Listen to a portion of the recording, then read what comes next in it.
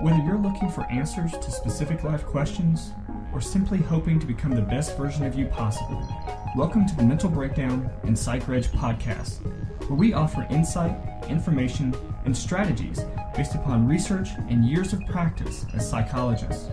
So sit back, have a listen, and get connected with our hosts, Dr. Berney Wilkinson and Dr. Richard Marshall. In 1964, Simon and Garfunkel produced and released one of my favorite songs of all time. I'm not going to tell you what I was doing in 1964.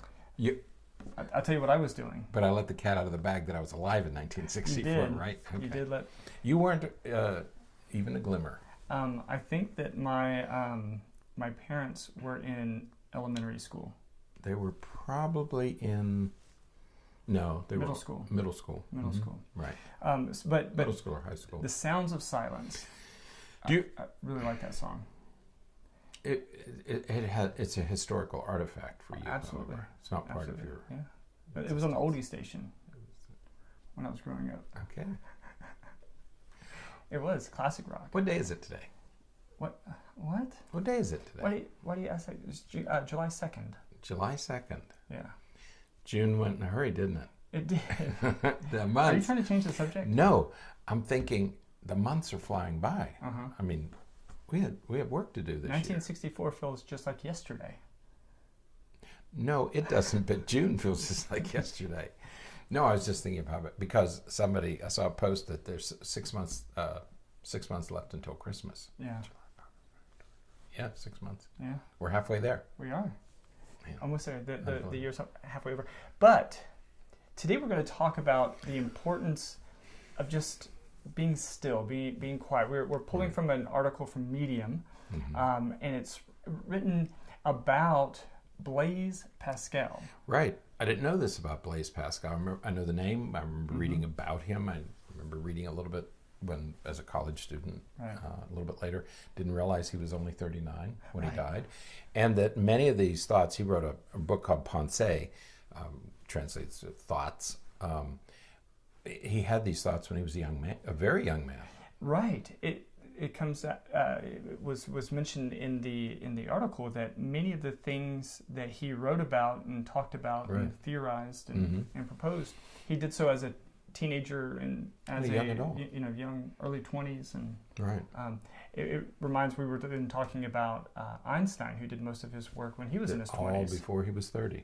All of his greatest discoveries, he refined them later in his life, but all the discoveries he made, the creative years, were in his 20s. Yeah. Right. It's really fascinating. And we forget about things like I did a talk in San Diego a week or so ago, and we were talking about the teenagers. One of the members of the audience asked if adolescence is being extended, right. And of course it is. And we forget that the pilots who flew the bombing missions in World War II were 19 and 20 and 21 years old. Right. They were kids. I mean, my kids are that age, and I'm thinking that was the age of the men who flew B-17s in World War II. Yeah. That there was 18, 19, 20-year-old kids. And so we tend to think of those years as being young, but they are competent. Yeah. And, clearly, and, I think I would guess that life was very different back when Pascal was a young man. Was around.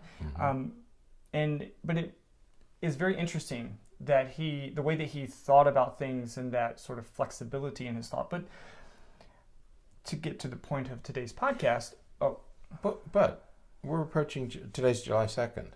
Wednesday's July 4th. Right. July 2nd, John Adams wrote to his wife and said, "I think that July 2nd is going to go down as the most important day in history, because that's the day that they voted for independence." The Declaration of Independence is the 4th, but they voted for it on the 2nd. Thomas Jefferson was like 26 when he wrote the Declaration of Independence. We think of him as an old man, but when he wrote the Declaration of Independence, he was a young kid. I mean, he was 26 years old. Yeah. Like not even a graduate student. Right. And wrote the Declaration of Independence. It's interesting. Yeah, young guys. But it was a different time, and as you said, time. Adolescence has been extended and all. But with the focus of today's podcast, though, is kind of pulling from some of what Pascal said and talked about and proposed, and that is the importance of quiet. Right.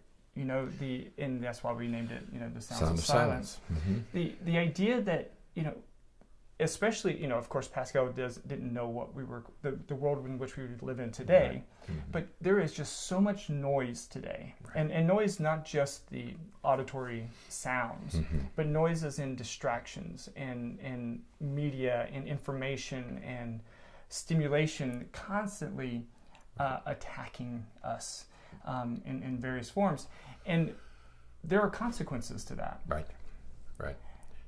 Go ahead. Yeah, I thought you were about to say something. I'm about to say something. Well, we go back to the telephone, right? Which is then there was telephone, radio, television, internet, and each of these things has pulled people closer together. You can communicate in ways that you never could before when we had a telephone. When we had telegraph was used by specialists. Right. Telephone was used by everybody. Right. Radios, television. So we see this evolution of more and more sophisticated technology, which draws us closer together. Right. And what this article is about is the same technology that draws us together creates isolation. Right. Number one, but it also creates noise. Right. And like you said, not noise like jet engines, but clutter. Right. And stimulation and distraction. Okay. Yeah, and we're going to talk more about the isolation part tomorrow. Right. But today we're going to focus on the importance of disconnecting, and we don't mean necessarily or solely disconnecting as in unplugging and that kind of thing, because we've talked about that many times before. But sometimes there is a massive benefit to just sitting in a dark, quiet room and thinking. Right. And that's one of the things that Pascal talked about was just sitting and thinking with yourself, just letting your thoughts go and see where they take you. And maybe that's one of the reasons why these guys that we've been talking about were able to do so much at such a young age, because they didn't have all of that clutter. They didn't have all of that interference. They were able to just sit and think, and it led them down paths that they may not have otherwise gone. Right. Early in this article, I mean, we all know the difference. Even teenagers talk about the difference between being alone and being lonely. Right. Okay. Two different things. Right. Loneliness is different from being alone. Right. His argument is we don't spend enough time being alone. We don't spend enough time being alone without noise. Right. And the problem with that is that we can never get to know ourselves unless we spend some time in contemplation. I think that's what Pascal was talking about, is time in contemplation. And that we actually have a fear of, so we fear the silence of existence. We're afraid to just sit and think about ourselves without all this other stuff. And in fact, we use this other stuff to avoid thinking about ourselves. Right. And I've been guilty of that. Yeah.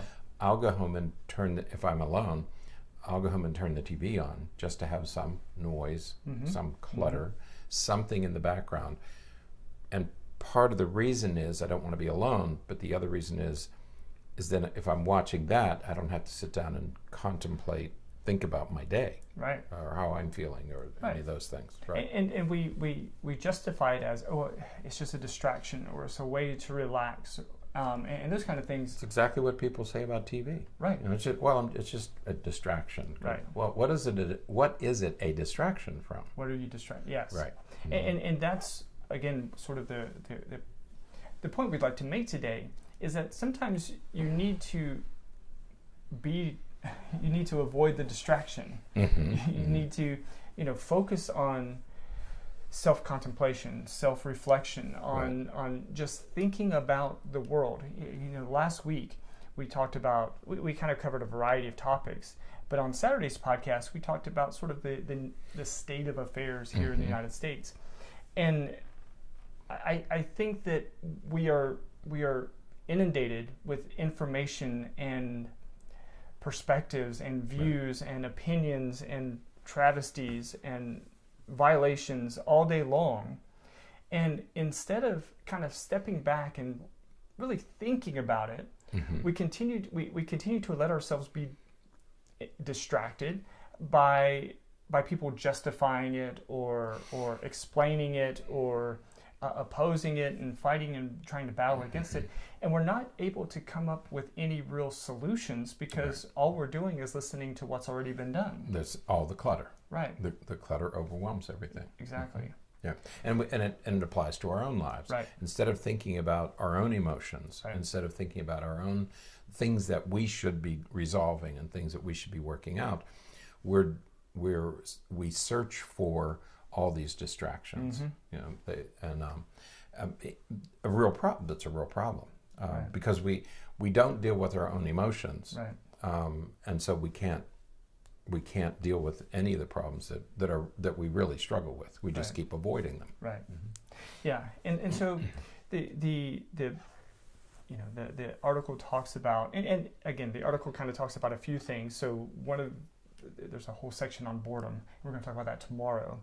But this article does a really nice job of proposing this idea of just sitting in silence and thinking and seeing what comes to your mind. It reminds me a little bit of meditation. I think yoga, meditation, all those things, we're encouraged to do that because it allows us to reconnect with ourselves, which is something we don't do. We don't do well anymore. There was a time before electricity. We frequently talk about life before electricity because that really, don't smile.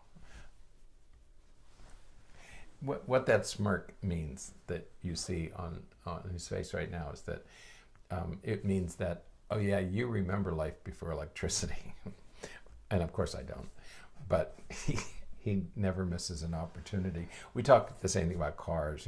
My daughter asked me, were there cars then? Yeah, there were cars then, honey. I'm not saying anything. Could you fly places with airplanes? And she meant it seriously. She wasn't joking. My children think I'm old. I'm just sitting here. I know you're sitting. Not thinking about anything. That smirk. But there's a line that he uses that I think captures this, and it is, we run from the problems of our emotions because our emotions can be difficult for us to deal with. Whether it's anger or sadness, it doesn't matter what it is. We should be in touch with our emotions, in touch with ourselves, but instead of doing that, instead of getting in touch with our emotions and spending a little bit of time, whether it's meditating or yoga or being mindful, we run to these other distractions. And what he's saying is that we're connected to everybody but ourselves. Right. In the process, we connect to everybody else, but we don't understand ourselves. And we use the noise to block out the discomfort. And I think that was one of the lines that struck me from this, is that we use the noise to block out discomfort. Right. And we all have discomfort. Right. But instead of confronting the discomfort and doing something about it, we simply avoid. And we lull ourselves into this false sense of, well, I need to listen to the news. I need to know what's going on. I have to answer my emails. I have to do this and I have to do that. No, you don't. But what we're doing is we're exchanging, instead of dealing with our emotions, we're moving to all these cognitive things, when we really should be dealing with the emotional things. Right. Yeah, I think that in the way that I think about that is, when you talk to a patient or you talk to anybody about meditation, the first thing they say, of course, is that they can't do it, that they've tried and they can't. And they say, well, I can't quiet my mind. I can't not think about anything. And what this article reminded me of that, because what we're really saying is I don't know how to control my thoughts when there's nothing there to distract me or give me something else to think about or something to focus on. Right. So we have this constant need for some external structure, right, to give us a focus, or to give us some way to contain ourselves. And I think that's it's problematic for a number of reasons. But we certainly have to. That's a skill that we've lost. That's a skill that's been gone for some time now, and we really need to work to regain it. Exactly.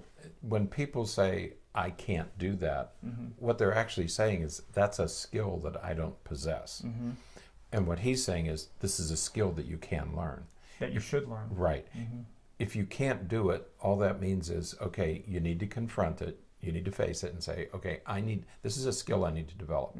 And then you put yourself, we always say on our podcast, confront it, do it. You have to learn how to do this. It's not something it may not be something that occurs naturally. And it's very difficult to do in this world. I mean, I'd rather be on Facebook. Right. I'd rather be on Instagram. I'd rather be texting my friends. I'd rather be seeing what's going on, where my friends are having lunch and what they're eating, and who's getting married and I'd rather be doing that. Okay, because that allows me. It gives me the illusion that I'm doing something important, and it also provides me the opportunity not to come to terms with my own life. Right. Yeah, absolutely. And so what I would recommend is, you should begin this process, begin to teach yourself how to do this again.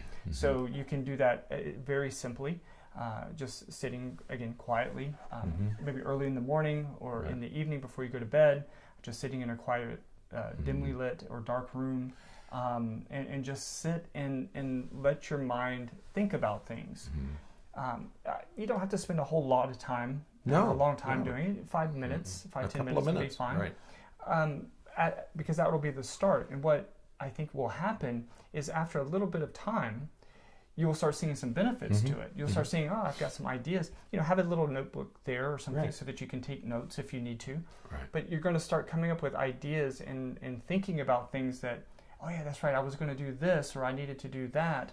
And these will be sort of coming from the deep, well of your consciousness into the forefront, so that you can remember them and think about them in a little bit different ways. I either had a dream about this or we did a podcast on it.